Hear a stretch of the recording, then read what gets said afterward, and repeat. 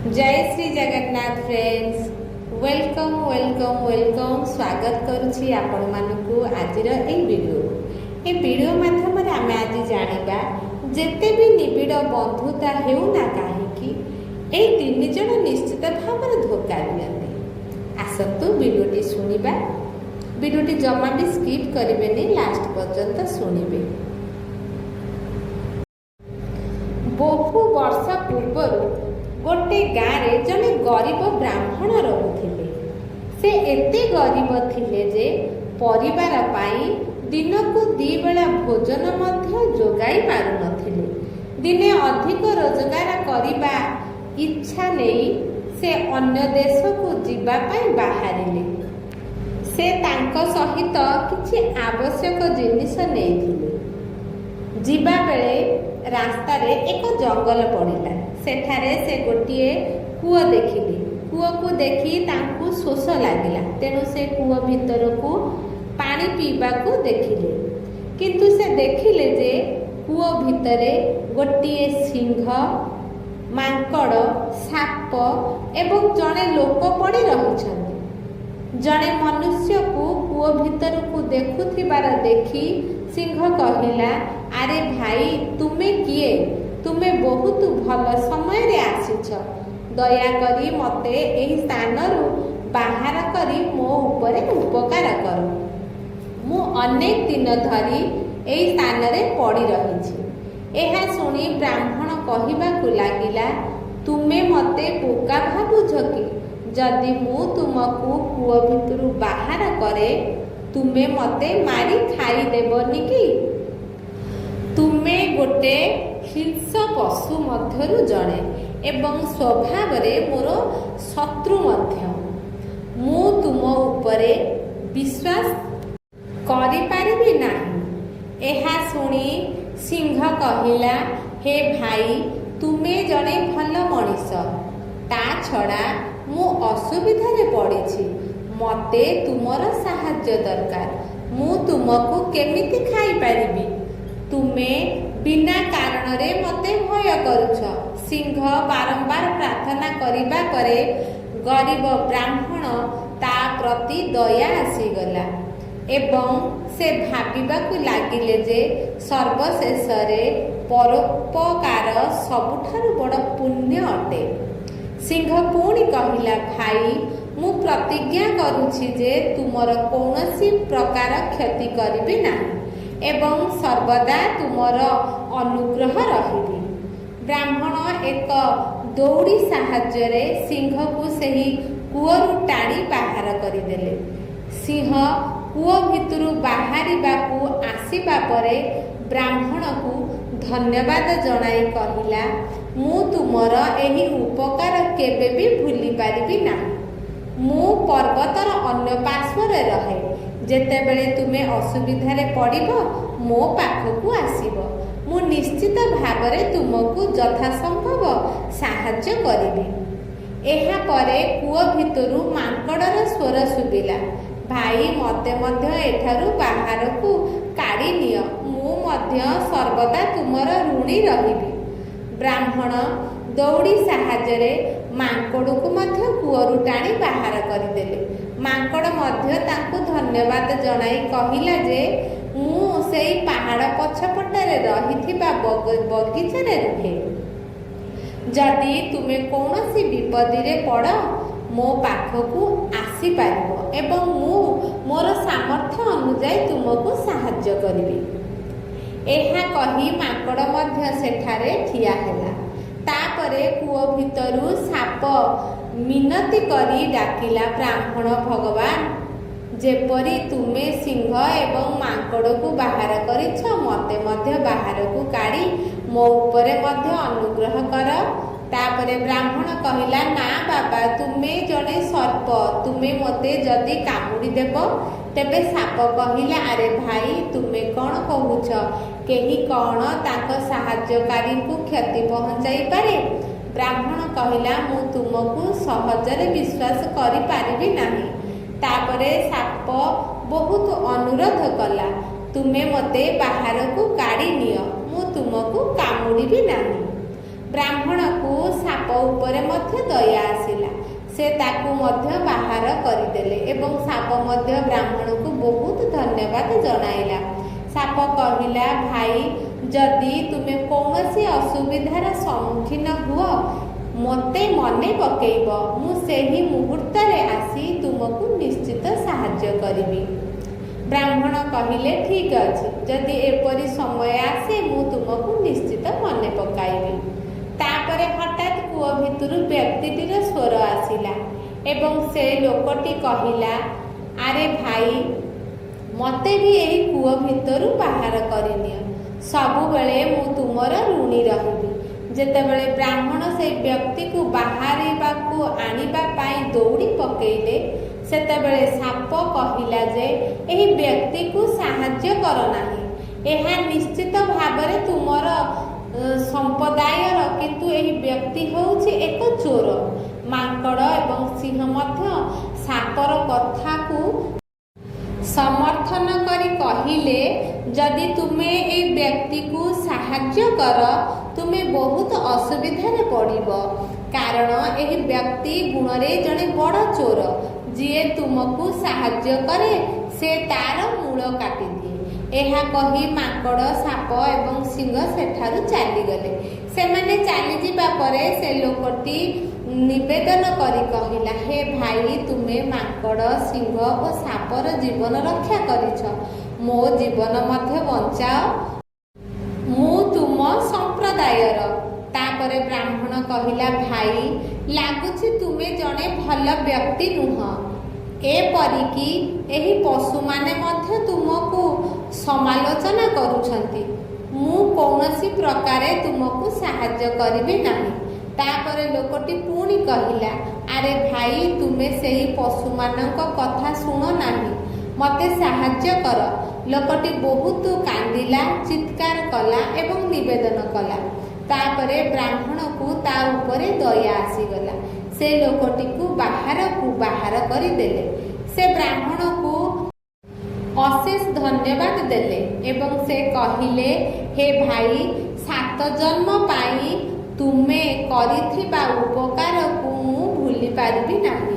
ତାପରେ ବ୍ରାହ୍ମଣ କହିଲେ, ଆରେ ଭାଇ, ଏଥିରେ ଉପକାର କ'ଣ? ମଣିଷ ହିଁ ମଣିଷକୁ ସାହାଯ୍ୟ କରିବ, କିନ୍ତୁ ତୁମେ କିଏ? ଲୋକଟି କହିଲା, ମୁଁ ଜଣେ ଗରିବ ସୁନାରୀ। ମୁଁ ନିକଟସ୍ଥ ଗାଁ ରତ୍ନପୁରରେ ରହେ। ଯଦି ମୋ ପାଇଁ କୌଣସି ସେବା ଅଛି ତେବେ ଦୟାକରି ମୋ ପାଖକୁ ଆସିବ। ଏହା କହି ସେ ଚାଲିଗଲେ। ବ୍ୟକ୍ତି ଜଣକ ଚାଲିଯିବା ପରେ ବ୍ରାହ୍ମଣ ନିଜର ଥଳିରୁ ଗୋଟିଏ ଢାଳ ବାହାର କଲେ, କୂଅରୁ ପାଣି ବାହାର କରି ପିଇଲେ ଏବଂ ନିଜ ଗନ୍ତବ୍ୟ ସ୍ଥଳ ପାଇଁ ଯାତ୍ରା ଆରମ୍ଭ କଲେ।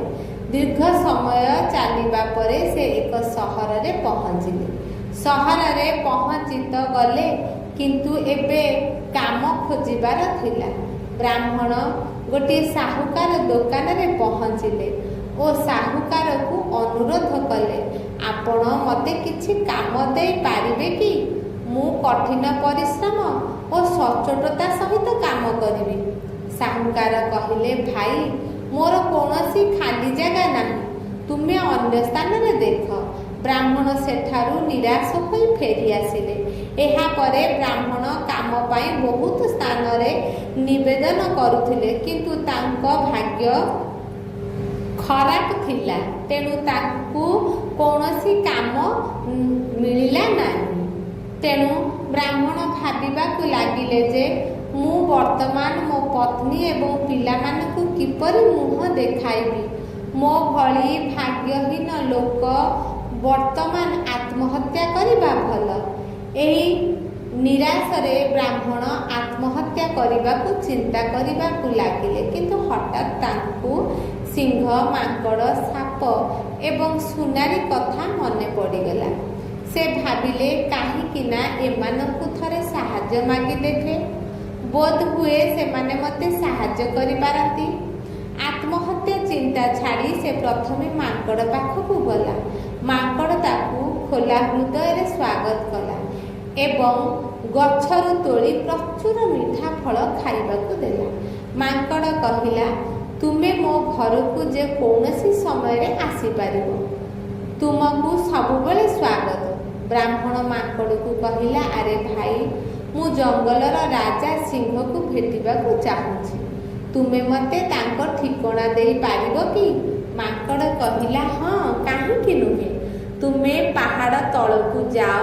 ତୁମେ ସେଠି ସର୍ବପ୍ରଥମେ ସିଂହର ଗୁମ୍ଫା ପାଇବ। ଏହା ଶୁଣି ବ୍ରାହ୍ମଣ ସେଠାରୁ ଚାଲିଗଲେ ଏବଂ ସିଂହ ଗୁମ୍ଫାରେ ଯାଇ ପହଞ୍ଚିଲେ। ଯେତେବେଳେ ବ୍ରାହ୍ମଣ ସିଂହର ଗୁମ୍ଫା ପାଖରେ ପହଞ୍ଚିଲେ, ସିଂହ ତାକୁ ସ୍ୱାଗତ କରିବା ପାଇଁ ଖୁସିରେ ଆଗକୁ ଆସି କହିଲା, ମୁଁ ତୁମକୁ ଦେଖି ବହୁତ ଖୁସି। ମୋତେ କୁହ, ମୁଁ ତୁମର କେଉଁ ସେବା କରିବି? ସେତେବେଳେ ବ୍ରାହ୍ମଣ କହିଲେ, ଭାଇ, ମୁଁ ବହୁତ ଗରିବ। ମୋତେ ଯଦି କିଛି ଧନ ମିଳିଯାଏ ତେବେ ମୁଁ ମୋ ଘରକୁ ଫେରିଯାଆନ୍ତି। ନହେଲେ ଆତ୍ମହତ୍ୟା ବ୍ୟତୀତ ଅନ୍ୟ ରାସ୍ତା ନାହିଁ। ଏତେ ନିରାଶ ହୁଅ ନାହିଁ ମିତ୍ର, ଟିକିଏ ଅପେକ୍ଷା କର। ସିଂହ ଏତିକି କହି ନିଜ ଗୁମ୍ଫା ଭିତରକୁ ଗଲା। ଯେତେବେଳେ ସିଂହ ବାହାରକୁ ଆସିଲା, ତାର ପାଟିରେ ରତ୍ନ ଖଞ୍ଜା ସୁନାର ଏକ ହାର ଥିଲା। ସେ ହୀରା ହାରକୁ ବ୍ରାହ୍ମଣକୁ ଦେଇ କହିଲା, ବନ୍ଧୁ, ଏହି ହାରଟି ବିକ୍ରୟ କରି ତୁମେ ଭଲ ଟଙ୍କା ପାଇବ ଏବଂ ତୁମର ସମସ୍ତ ଦାରିଦ୍ର୍ୟ ଦୂର ହେବ। ସିଂହଠାରୁ ହାରଟି ନେଇ ବ୍ରାହ୍ମଣ ତାକୁ ଧନ୍ୟବାଦ ଜଣାଇଲେ ଏବଂ କହିଥିଲେ ଯେ ତୁମେ ପ୍ରକୃତରେ ତୁମର କଥାର ପାଳନ କରିଛ। ଏହା କହି ବ୍ରାହ୍ମଣ ହାର ଧରି ରତ୍ନପୁର ଆଡ଼କୁ ଚାଲିଗଲା। ରାସ୍ତାରେ ତାର ହୃଦୟ ଆନନ୍ଦରେ ପରିପୂର୍ଣ୍ଣ ହୋଇଥିଲା ଏବଂ ଭାବୁଥିଲା ଯେ ମୋର ସମସ୍ତ ଯାତ୍ରା ସଫଳ ହେଲା। ଭଲ ଦରରେ ଏହି ହାରକୁ ବିକ୍ରୟ କରିବା ପରେ ମୁଁ ଘରକୁ ଫେରିବି। ମୋ ପତ୍ନୀ ଏବଂ ପିଲାମାନେ ମୋତେ ଘରେ ଦେଖି ବହୁତ ଖୁସି ହେବେ। ହାର ବିକ୍ରିରୁ ଆମକୁ ବହୁତ ଟଙ୍କା ମିଳିବ। ବର୍ତ୍ତମାନ ଆମେ ଖୁସିରେ ଦିନ ବିତାଇବୁ। ବ୍ରାହ୍ମଣ ଚାଲି ଚାଲି ଯିବା ସମୟରେ ଚିନ୍ତା କଲେ ଯେ ମୁଁ ଏହି ହାର ବିକ୍ରି କରିବି ତ କେଉଁଠାରେ ବିକ୍ରି କରିବି। ହଠାତ୍ ତାଙ୍କର ସୁନାରୀ କଥା ମନେ ପଡ଼ିଗଲା। ସେ ଭାବିବାକୁ ଲାଗିଲେ ଯେ ମୁଁ ତାଙ୍କୁ ଜୀବନ ରକ୍ଷା କରିଥିଲି ଏବଂ ସେ ନିଶ୍ଚିତ ଭାବରେ ମୋତେ ଏହି ବିଷୟରେ ସାହାଯ୍ୟ କରିବେ। ବ୍ରାହ୍ମଣ ରତ୍ନପୁରା ପହଞ୍ଚି ସିଧା ସୁନାରୀ ପାଖରେ ପହଞ୍ଚିଲେ। ସୁନାରୀ ତାକୁ ଦେଖି ଖୁସି ହୋଇ କହିଲା, ଆସ ବନ୍ଧୁ, କିପରି ଆସିବା ହେଲା? ସେ ଉତ୍ତର ଦେଲେ, ମୁଁ ତୁମ ପାଖକୁ କିଛି ଗୁରୁତ୍ୱପୂର୍ଣ୍ଣ କାର୍ଯ୍ୟ ପାଇଁ ଆସିଛି। ତେବେ ସୁନାରୀ କୁହନ୍ତୁ। ହଁ ବନ୍ଧୁ, ମୋତେ କୁହ, ମୁଁ ତୁମକୁ କ'ଣ ସାହାଯ୍ୟ କରିପାରିବି? ତେବେ ବ୍ରାହ୍ମଣ କହିଲେ, ହେ ଭାଇ, ମୋ ପାଖରେ ଗୋଟିଏ ହୀରା ଅଛି ଏବଂ ମୁଁ ଚାହେଁ ତୁମେ ଏହାକୁ ଭଲ ମୂଲ୍ୟରେ ବିକ୍ରି କରାଇ ଦିଅ। ବ୍ରାହ୍ମଣ ତାକୁ ଥଳିରୁ ବାହାର କରି ସୁନାରୀକୁ ଦେଲେ। ହୀରାଟିକୁ ଦେଖି ସୁନାରୀ ଭାବିବାକୁ ଲାଗିଲେ ଯେ ଏହି ବ୍ରାହ୍ମଣ ଏହି ହୀରାଟି କେଉଁଠୁ ପାଇଲେ। ଏହା ରାଜକୁମାରଙ୍କର, ଯିଏ ଶିକାର କରିବା ପାଇଁ ଯିବାବେଳେ ଆଜି ପର୍ଯ୍ୟନ୍ତ ଫେରି ନାହାନ୍ତି ଏବଂ ରାଜକୁମାରଙ୍କୁ ସେ ନିଜେ ଏହି ହାର ତିଆରି କରି ଦେଇଥିଲେ। ସେ ଭାବିବାକୁ ଲାଗିଲା ଯେ ରାଜା ଘୋଷଣା କରିଛନ୍ତି ଯେ ଯିଏ ମୋ ପୁଅର ଠିକଣା କହିବ ମୁଁ ତାକୁ ବହୁତ ପୁରସ୍କାର ଦେବି। ସୁନାରୀ ମନରେ ରାଜାଙ୍କ ଦ୍ୱାରା ଘୋଷିତ ପୁରସ୍କାର ଲୋଭ ଜାଗ୍ରତ ହେଲା।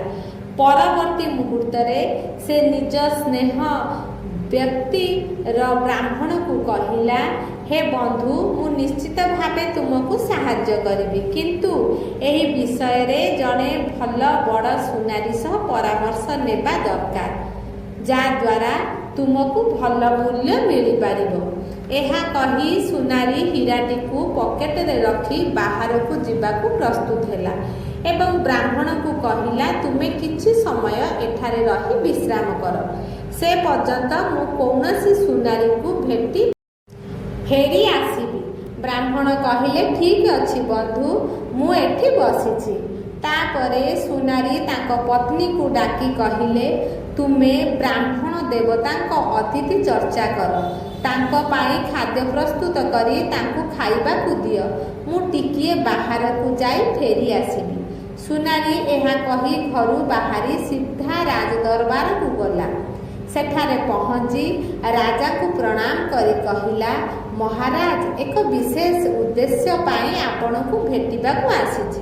ତାପରେ ହାରଟି ରାଜାଙ୍କୁ ଦେଇ ସେ କହିଲା, ଏହା ହେଉଛି ସେହି ହାର ଯାହା ମୁଁ ରାଜକୁମାରଙ୍କ ପାଇଁ ନିଜ ହାତରେ ତିଆରି କରିଥିଲି।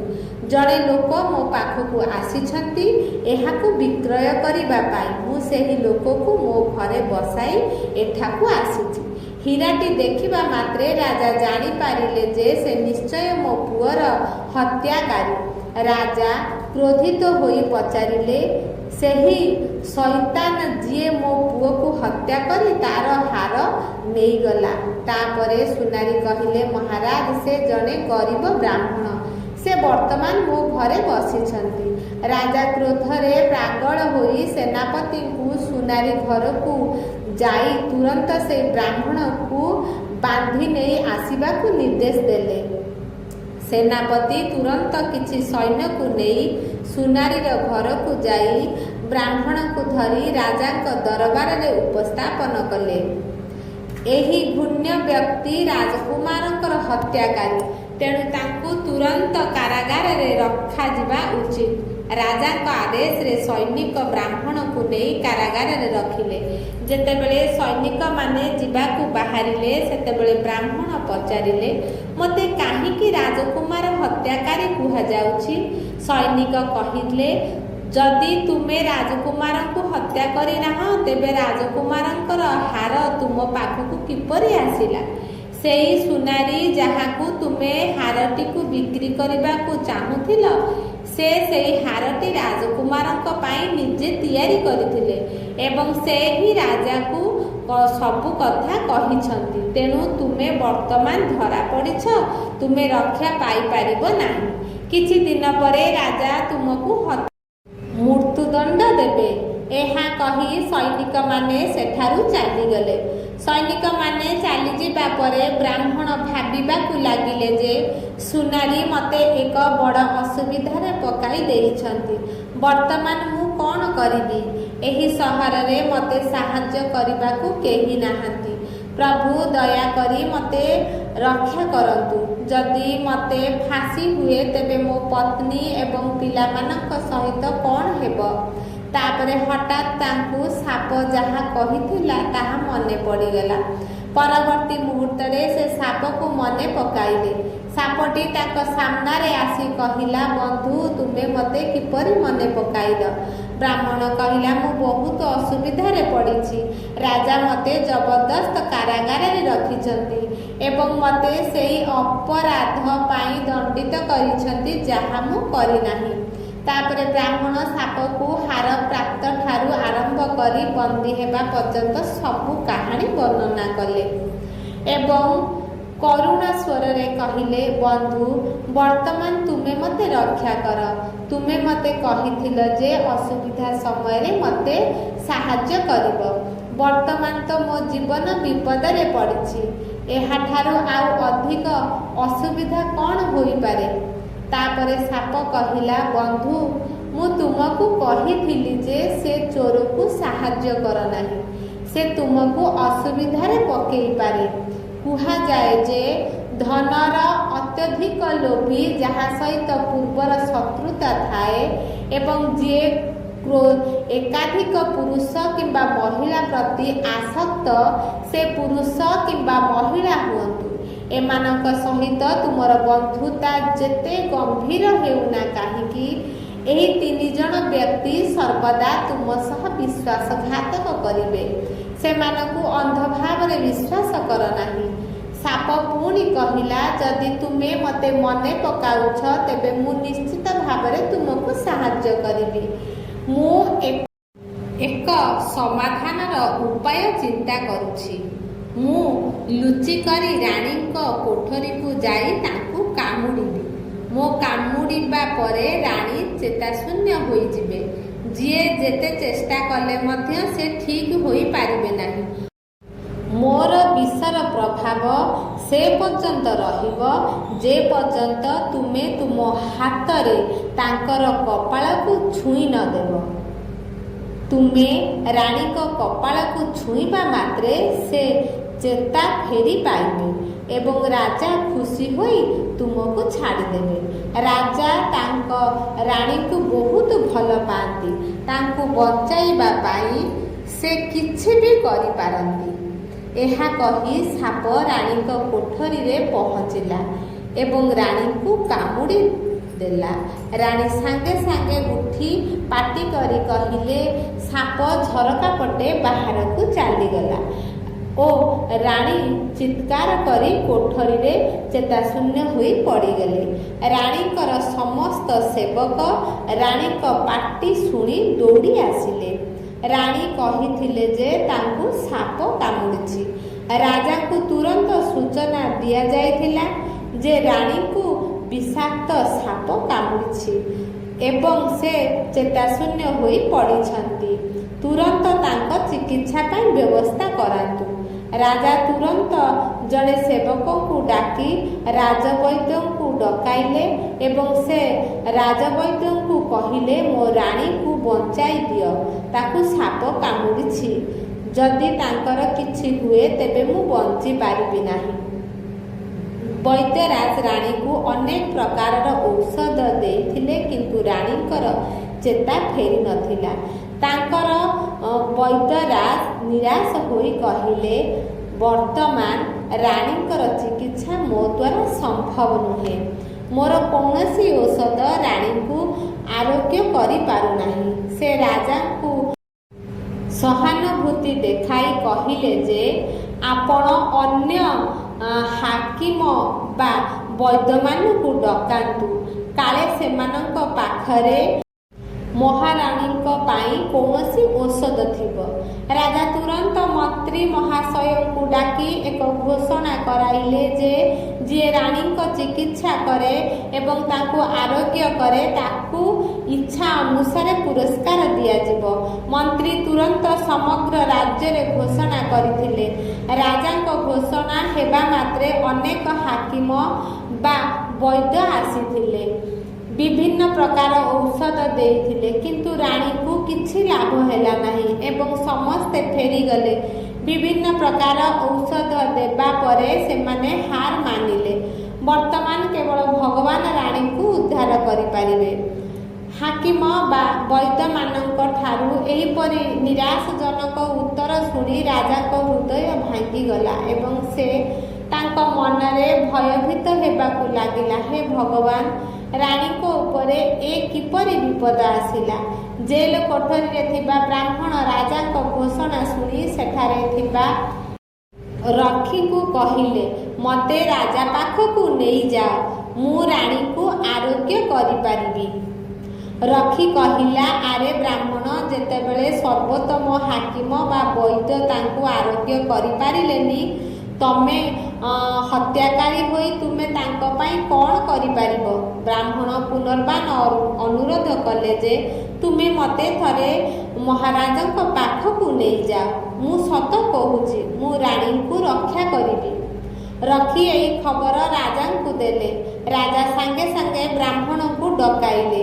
ରାଜା କହିଲେ, ବ୍ରାହ୍ମଣ, ବର୍ତ୍ତମାନ ଶୀଘ୍ର ମୋର ରାଣୀଙ୍କୁ ଠିକ୍ କର। ଯଦି ତୁମେ ମୋର ରାଣୀକୁ ବଞ୍ଚାଇ ପାରିବ ନାହିଁ ତେବେ ମୁଁ ତୁମକୁ ଏହି କ୍ଷଣି ମୃତ୍ୟୁଦଣ୍ଡ ଦେବି।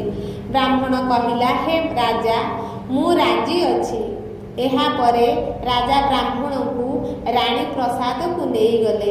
ବ୍ରାହ୍ମଣ ବିଶ୍ୱାସ ସହିତ ରାଣୀଙ୍କ କପାଳରେ ହାତ ରଖିଲେ। ପରବର୍ତ୍ତୀ ମୁହୂର୍ତ୍ତରେ ରାଣୀ ବିଛଣାରୁ ଉଠି ବସିଲେ। ଦେହରେ ନୀଳତା ଅଦୃଶ୍ୟ ହେଲା। ତାଙ୍କ ମୁହଁ ପୂର୍ବ ପରି ଝଲସି ଉଠିଲା ଲାଗିଲା। ରାଜା କହିଲେ, ରାଣୀ, ତୁମେ ଏହି ବ୍ରାହ୍ମଣଙ୍କ କୃପା ଦ୍ୱାରା ଜୀବିତ ରହିଲ। ତାପରେ ରାଣୀ ଜୀବିତ ହେବା ଖୁସିରେ ରାଜା ବ୍ରାହ୍ମଣଙ୍କୁ କ୍ଷମା କରିଦେଲେ। ତାପରେ ଯେତେବେଳେ ସେ ତାଙ୍କ ପରିଚୟ ପଚାରିଲେ ସେତେବେଳେ ବ୍ରାହ୍ମଣ ସବୁକିଛି ସ୍ପଷ୍ଟ ଭାବରେ କହିଥିଲେ। ରାଜା ବହୁ ଧନ ଓ ଟଙ୍କା ଦେଇ ସମ୍ମାନର ସହିତ ବ୍ରାହ୍ମଣକୁ ତାଙ୍କ ଘରକୁ ପଠାଇଲେ। ତାପରେ ସୁନାରୀକୁ ଡାକି ଜେଲରେ ରଖିଲେ। ଭିଡ଼ିଓଟି ଆପଣମାନଙ୍କୁ କେମିତି ଲାଗିଲା ନିଶ୍ଚିତ କମେଣ୍ଟ ମାଧ୍ୟମରେ ଜଣାଇବେ। ଯଦି ଚ୍ୟାନେଲରେ ନୂଆ ଥିବେ ତାହେଲେ ଚ୍ୟାନେଲକୁ ସବସ୍କ୍ରାଇବ୍ କରିବେ। ଭିଡ଼ିଓଟିକି ସାଙ୍ଗସାଥି ପ୍ରିୟଜନମାନଙ୍କୁ ସେୟାର କରିବେ। ଭିଡ଼ିଓଟିକି ଲାଷ୍ଟ ପର୍ଯ୍ୟନ୍ତ ଶୁଣିଥିବାରୁ ବହୁତ ବହୁତ ଧନ୍ୟବାଦ। ଭିଡ଼ିଓ ଲାଷ୍ଟ ପର୍ଯ୍ୟନ୍ତ ଶୁଣୁଛନ୍ତି କି ନାହିଁ ମୁଁ ଜାଣିପାରିବି ଯଦି ଆପଣମାନେ ଗୋଟେ ସୁନ୍ଦର କମେଣ୍ଟ ଦେବେ। ରହୁଛି। ଜୟ ଶ୍ରୀ ଜଗନ୍ନାଥ।